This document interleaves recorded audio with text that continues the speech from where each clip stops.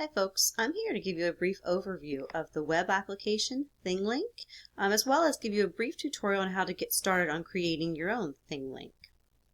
Let's first look what is Thinglink. Well, here's what it is. It is a platform for creating interactive images and videos for the web, for social, for advertising, and then of course for educational purposes. So basically what you do is you're taking an image and you're making that image interactive by placing links, hence the name Thinglink. You can see down here a brief example. Here's a picture. You can see on this image or this picture there are different links that students could click on and then learn more information either through videos, just through text that's provided, or it could take them someplace else on the web. I think what I'd like to show you next is actually what they look like as a finished product. So I did some exploring on my own.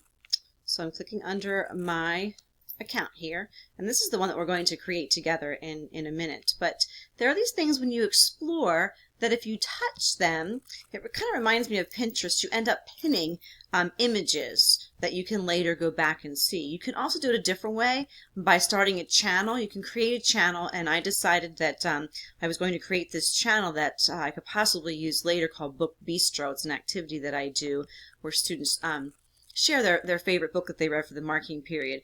But I pinned these, or I touched them, and then I put them under this channel. But here's actually how it worked. So I'm going to click here on one of the better ones in this group, Miss Peregrine's Home for Peculiar Children. And when it comes up, you can see on top of the image all of the links that this student or teacher or whoever created it put on top of the image. This is a really good example. Now you'll notice that this one has different icons. You can only get these fancy icons like the shopping cart and the heart and the newspaper article by completing the upgrade or paying for it. The free Thinglink account only comes with these tiny circles. But if you look here, you hover over each of these links and you can see here is like a movie trailer that you could go ahead, the students could click on it, open it up, and watch the movie trailer right on top of the image.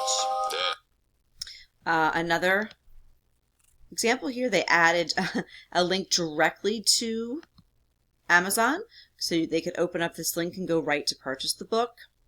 Here's some text that they added, an article, a picture, favorite part, or why she recommended this book. So this is just a really good example of how Thinglink can be used in education and especially in language arts.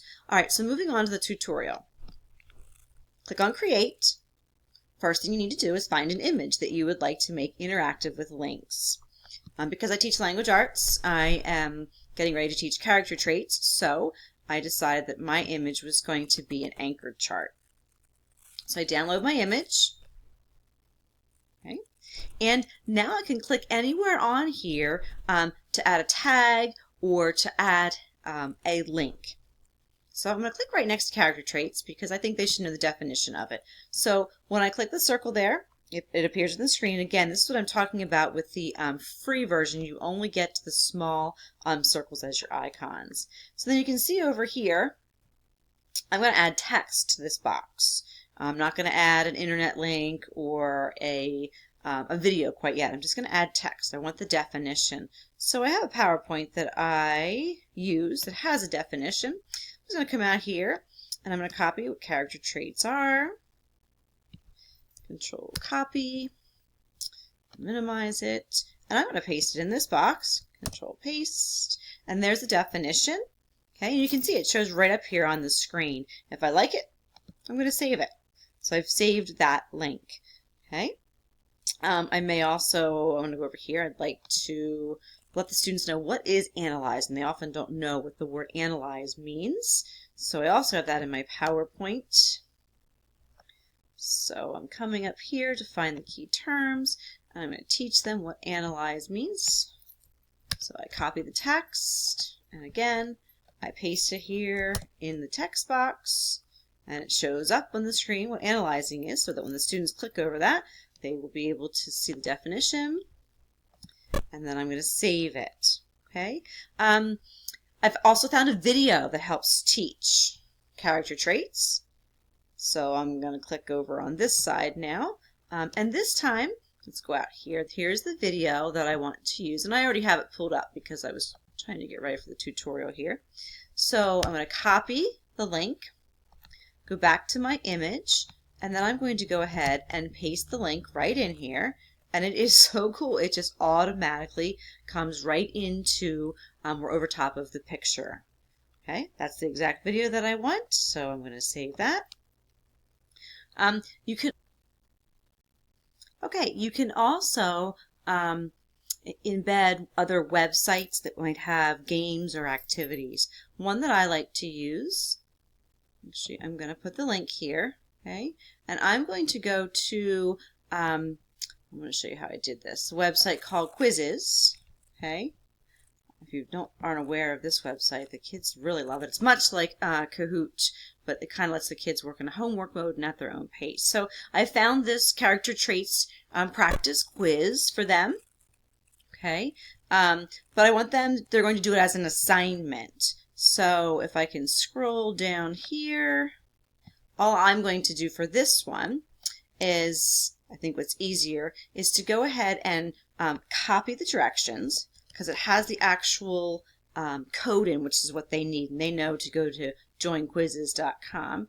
So I copied that, and then I'm going to go back in here, okay, and I'm going to paste just the directions in the text, and then again save, so that my students would know once hovering over top of this link, they are going to know that, oh, that's the quizzes site. I need to go to quizzes.com and enter this code. So what I briefly just showed you here is how you can take an image and add links on top of an image. Now there are only some, let's just go ahead and save this. I want to be able to save it and show you what it's going to look like just with these 4 links. So you can see here the students would hover over top and they would get this information and they would know to go out to quizzes.com and then enter the code to practice. Here's a video that they could watch to learn more about character traits. The words are defined, character traits is defined, analyzing is defined.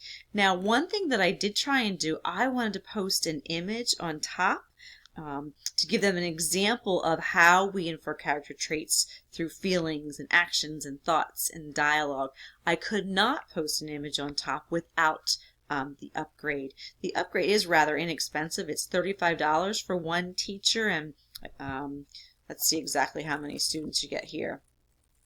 $35 a year. You can manage multiple classrooms, and then you can use those fancy icons. You can paste images. I really don't think that it's a bad or that it's that expensive for a year. So that is basically how Thinglink works. Pretty easy to use, but I think it's a great platform for teachers to get information out there and put information on top of their images. It would also be a great tool for students to use to demonstrate their understanding after the end of a lesson or after the end of a unit. So that's thinglink.com.